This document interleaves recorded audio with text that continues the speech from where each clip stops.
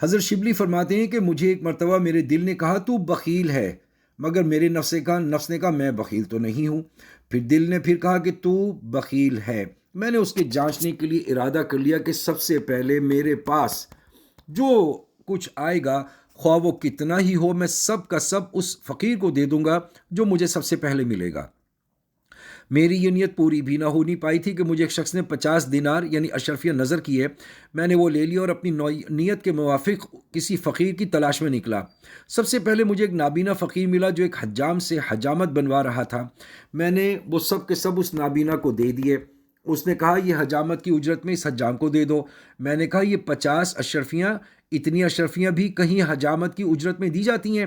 اس نابینے نے اوپر کو سر اٹھا کر کہا میں نے کہا نہیں تھا کہ تو بخیل ہے۔ میں نے جلدی سے وہ حجام کو دے دیے۔ اس حجام نے کہا جب یہ نابینا حجامت بنوانے بیٹھا تھا تو میں نے اس کی غربت دیکھ کر یہ نیت کر لی تھی کہ میں اس کی اجرت نہیں لوں گا۔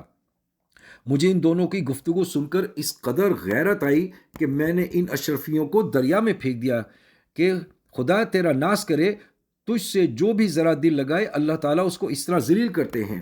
غیرت کی شدت میں اس قسم کے امور کا پیش آ جانا مستعبد نہیں۔